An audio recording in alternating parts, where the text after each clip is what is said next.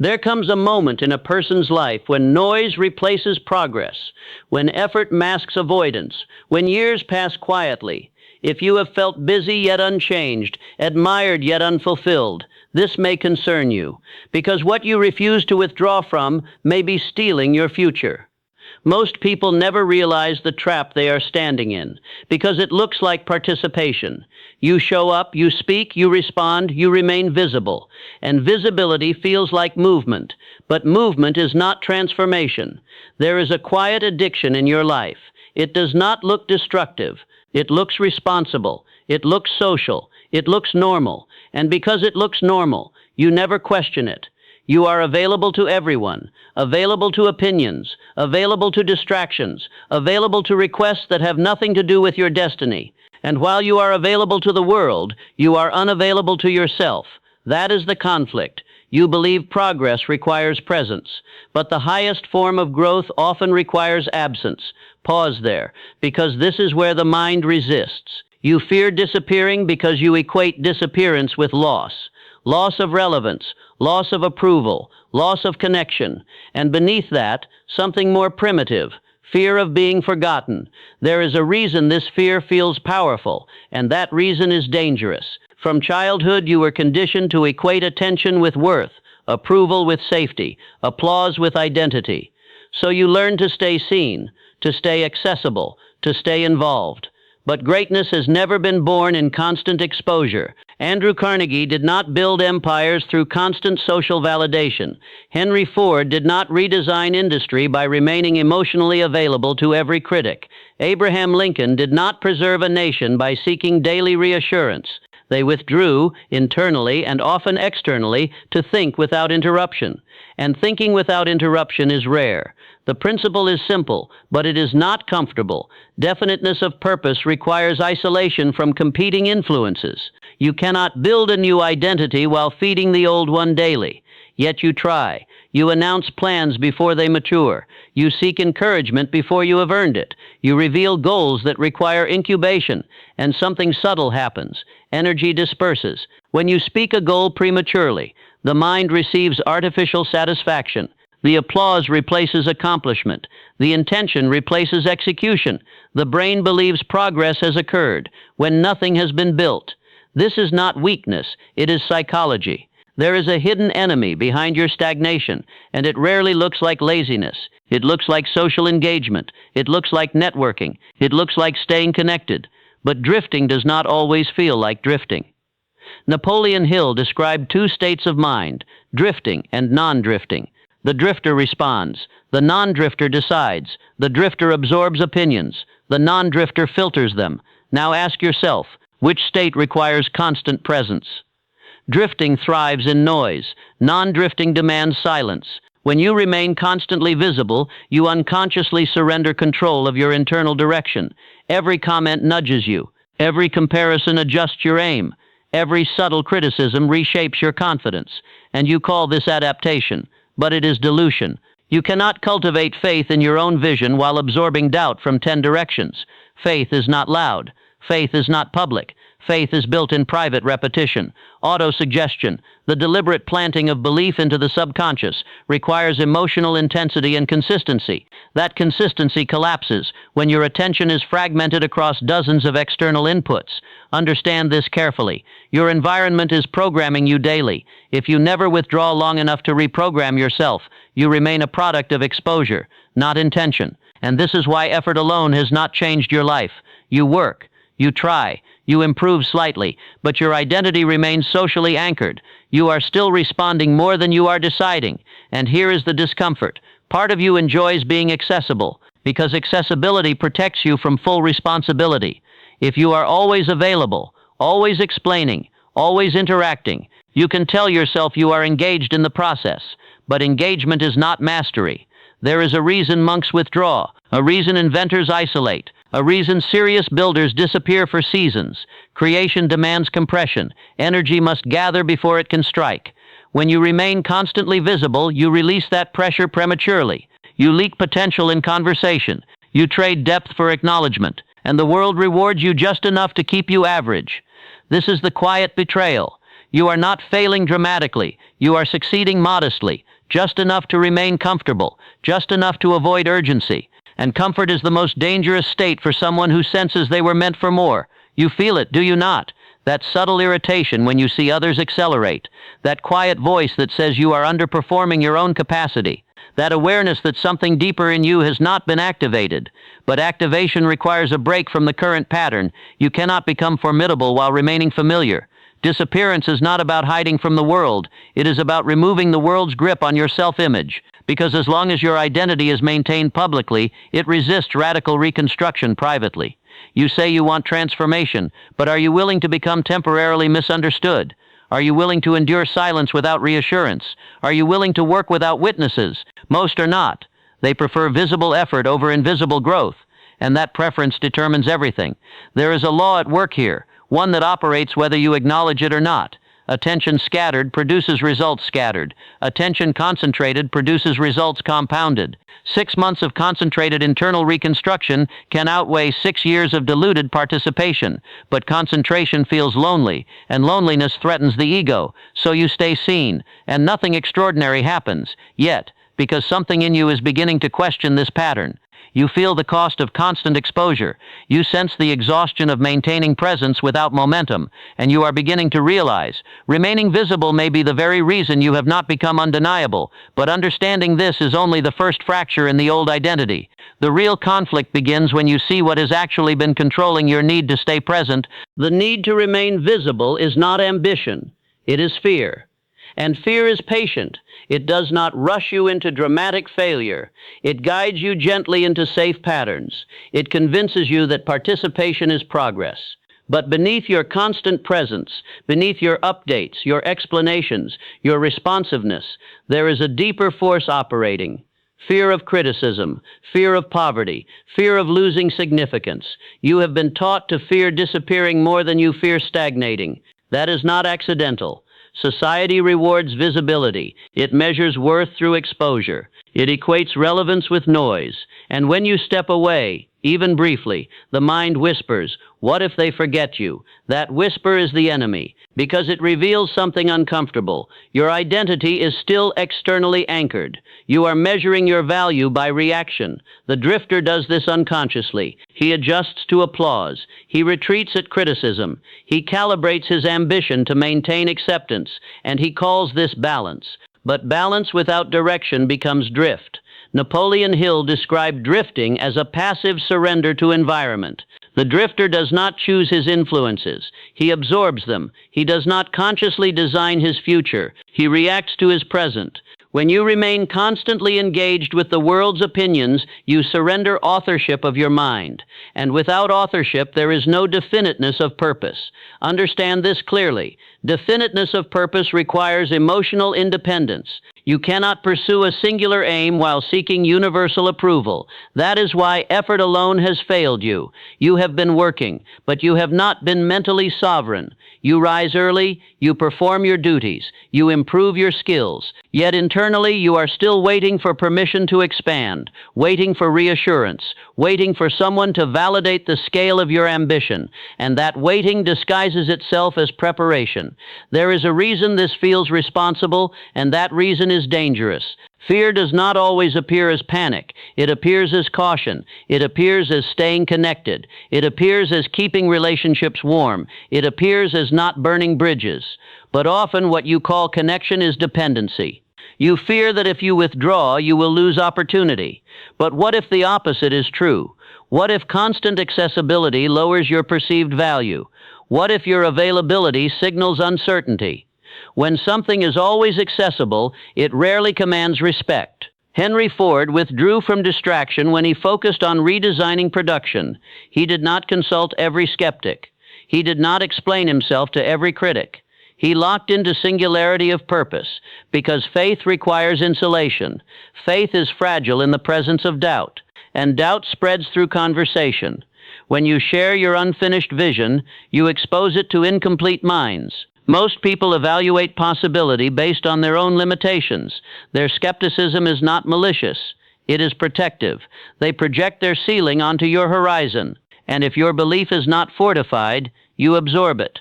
This is why you feel deflated after certain conversations. It is not the words themselves. It is the subtle energy shift. Your subconscious is impressionable. Autosuggestion works whether you direct it or not. Repetition of doubt, even casually expressed, becomes embedded. And then you wonder why your enthusiasm fades. It fades because it is being diluted daily. The enemy is not your work ethic. It is divided loyalty. You are loyal to your vision, but you are also loyal to being liked. You are loyal to growth, but also loyal to comfort. You are loyal to independence, but also loyal to familiarity. And divided loyalty produces internal friction. That friction feels like exhaustion. You tell yourself you are tired from effort, but often you are tired from contradiction. You cannot serve two masters, ambition and approval. One will always weaken the other, and approval is seductive. It provides immediate feedback, immediate reassurance, immediate validation. Growth provides none of those at first. Growth is silent. Growth often looks like regression from the outside. When you disappear to build, others may interpret it as retreat. They may question your direction. They may assume failure. And this is where most people break. They return early. They resurface prematurely to prove they are still relevant. They interrupt their own momentum to soothe social tension. And in doing so, they reset the clock on their transformation. There is a reason few people undergo dramatic shifts. It requires enduring temporary invisibility without collapsing psychologically. That endurance demands faith, not loud faith. Not theatrical confidence, but quiet, stubborn belief in a direction that has not yet produced evidence. Andrew Carnegie understood this principle. Wealth followed definiteness of purpose, not public reassurance.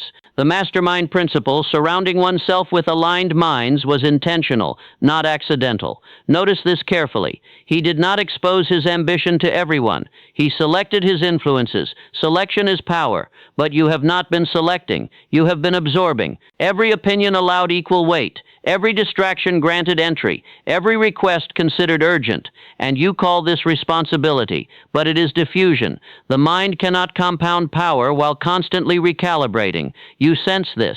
You feel your potential compressed beneath social maintenance.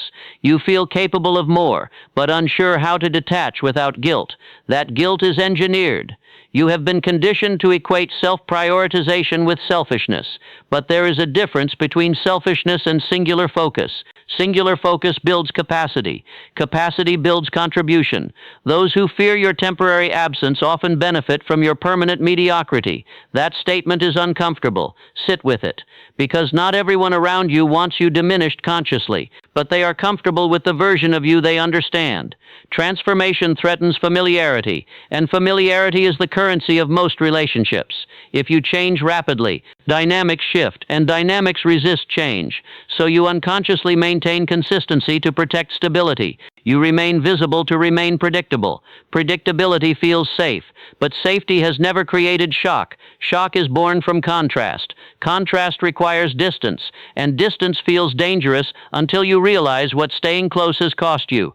You have not lacked intelligence. You have not lacked effort. You have lacked insulation. Insulation from fear. Insulation from doubt. Insulation from habitual identity. Until you confront this, no strategy will save you, because strategy without mental sovereignty collapses under social pressure, and the pressure is increasing. You feel it. The quiet urgency that time is moving. The awareness that years cannot be reclaimed. The suspicion that if nothing changes soon, nothing dramatic ever will.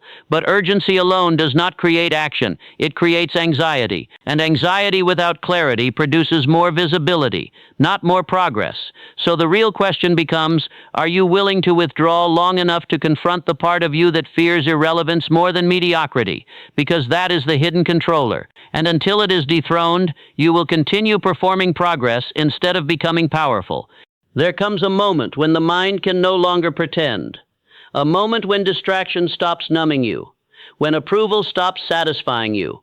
When busyness stops convincing you. You feel it now, not as panic, as pressure. A tightening in your chest when you consider another year lived at half capacity. A quiet dread when you imagine explaining once again why you did not attempt the thing you know you were built to attempt. This is the breakpoint. It is not dramatic. It is not public. It happens in silence, and it forces a confrontation you have postponed. You are not stuck because of circumstances. You are stuck because of tolerance. You have tolerated diluted focus. You have tolerated divided loyalty. You have tolerated incremental progress that feels respectable but not remarkable. And tolerance is a decision, slowly made, rarely admitted, but a decision nonetheless. Napoleon Hill emphasized definiteness of purpose not as inspiration, but as discipline. A single, clearly defined aim reorganizes the mind. It filters distraction. It aligns emotion. It commands behavior. Without it, you drift. With it, you compress power. Now ask yourself carefully, have you truly defined your purpose, or have you kept it vague enough to avoid risk? Vagueness protects the ego. If the aim is unclear, failure is undefined. If the timeline is flexible, accountability dissolves. If the commitment is partial, retreat is painless.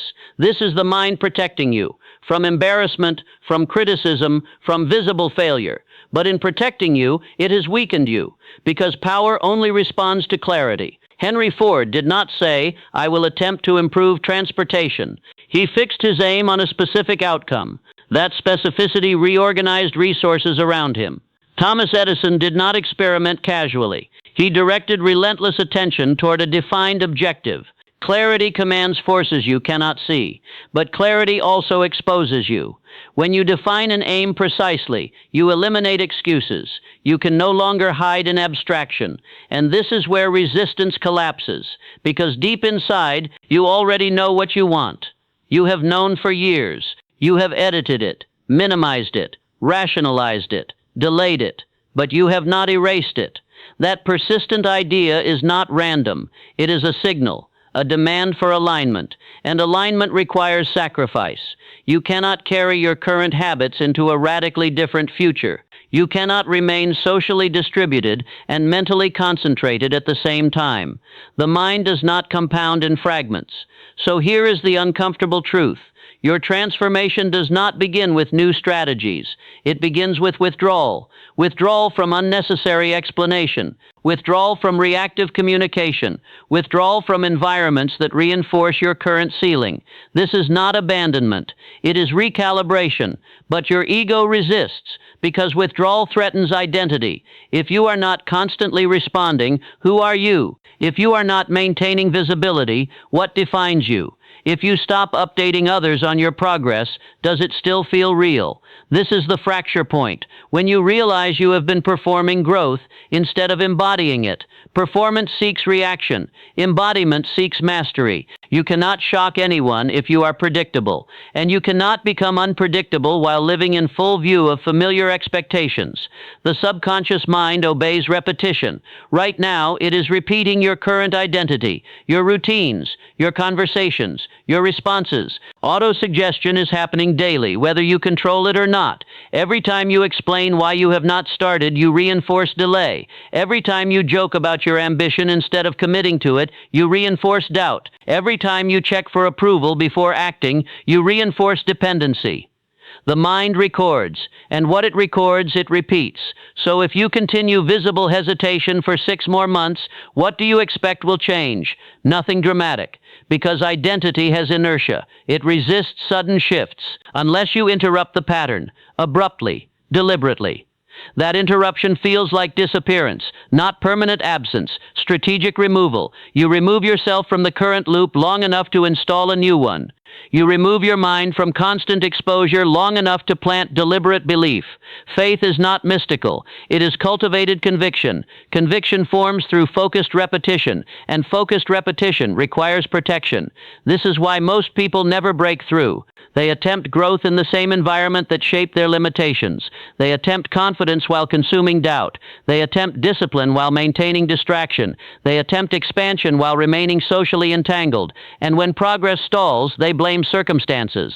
But the real obstacle was never external. It was structural. You built your life around availability. Now you must build it around intention. That requires courage, not the loud kind. The quiet kind, the kind that tolerates misunderstanding, the kind that accepts temporary silence, the kind that allows others to speculate while you reconstruct. Because reconstruction is not glamorous. It is repetitive. It is solitary. It is uncertain. You will question yourself. You will feel the pull to resurface. You will wonder if absence is costing you opportunity, and in those moments, you will confront the deepest fear of all. What if I disappear and nothing changes? That question terrifies most people into staying visible. But here is the inversion. What if you remain visible and nothing ever changes? Which outcome is more dangerous?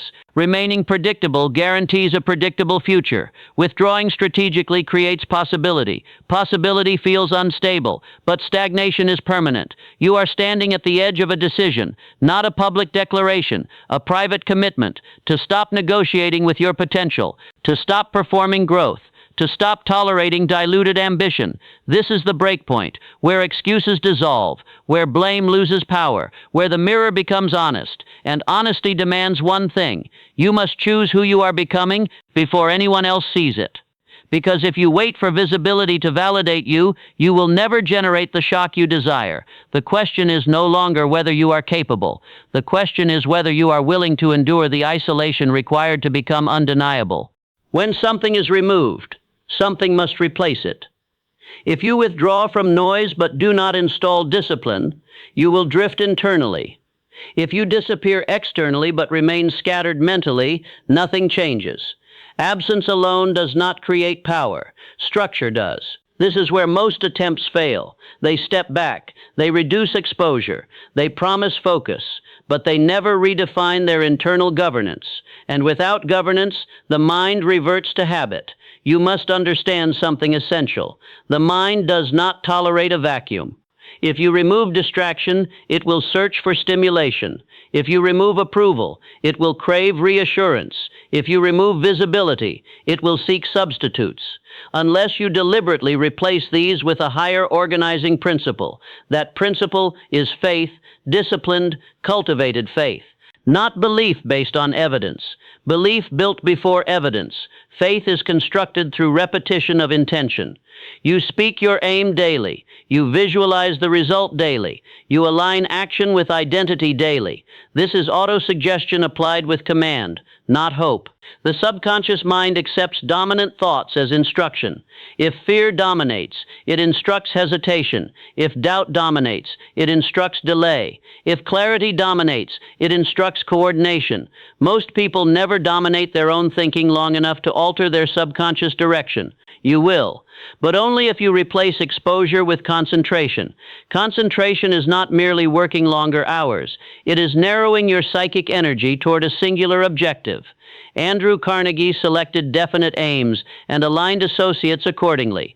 He did not drift into alliances. He engineered them.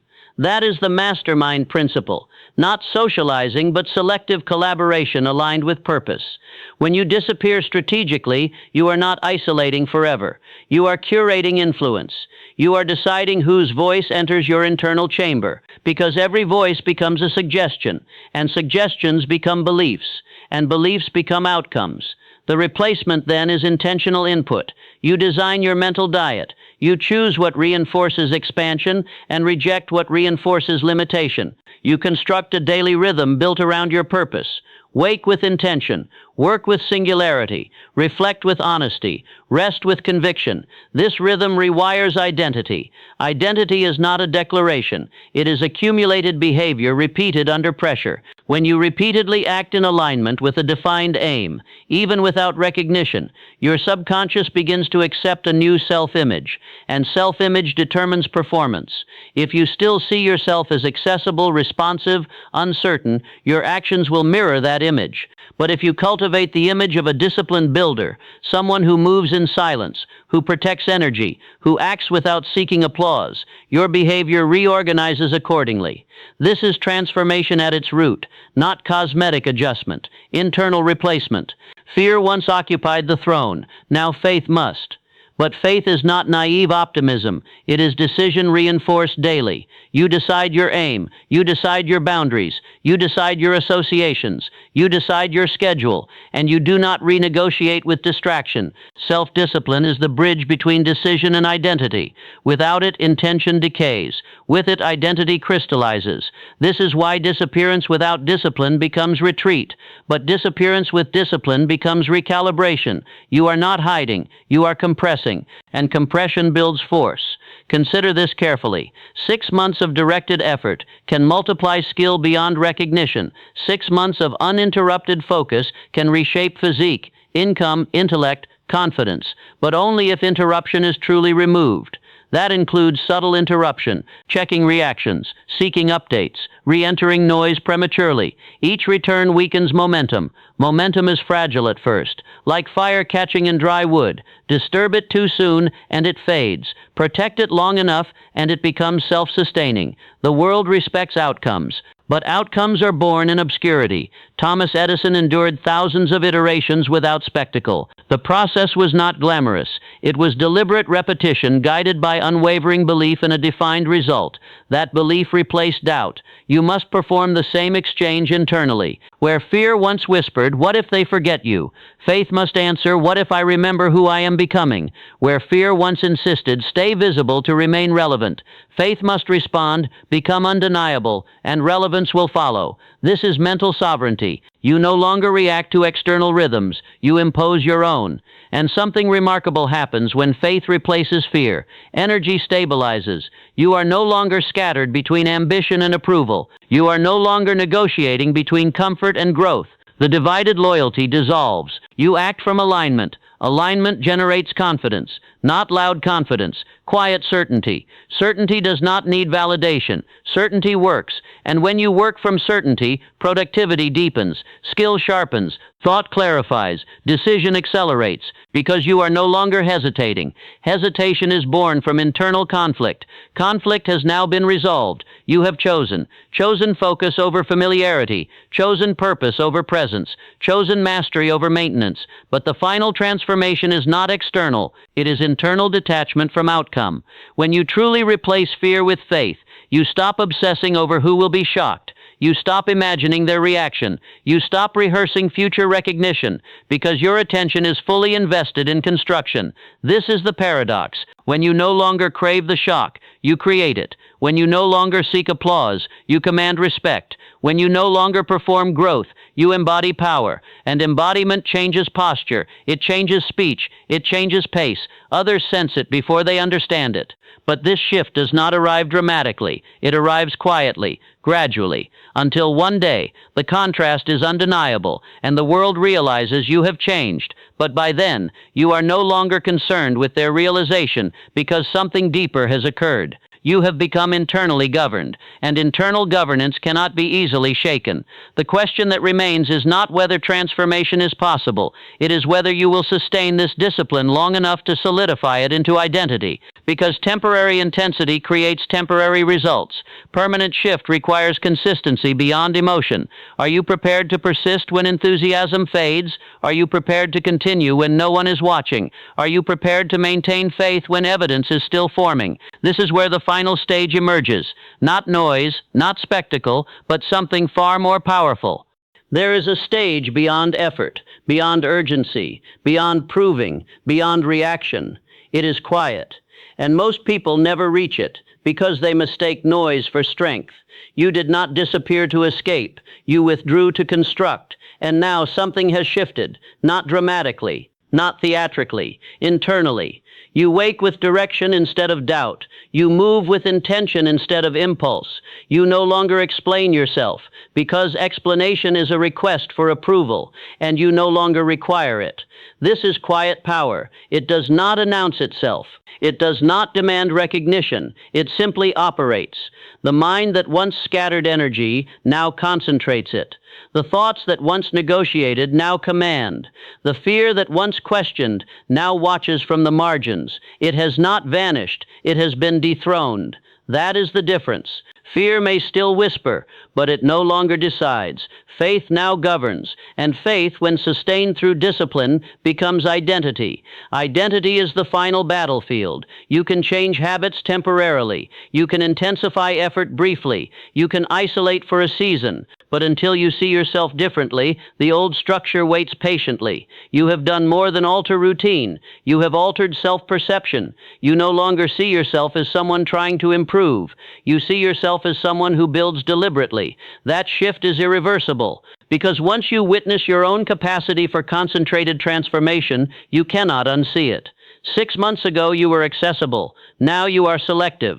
6 months ago you responded to the world. Now the world responds to you. But here is the part few anticipate. The shock you imagine delivering to others feels insignificant compared to the internal respect you have built. External reaction becomes secondary, because the true reward was sovereignty.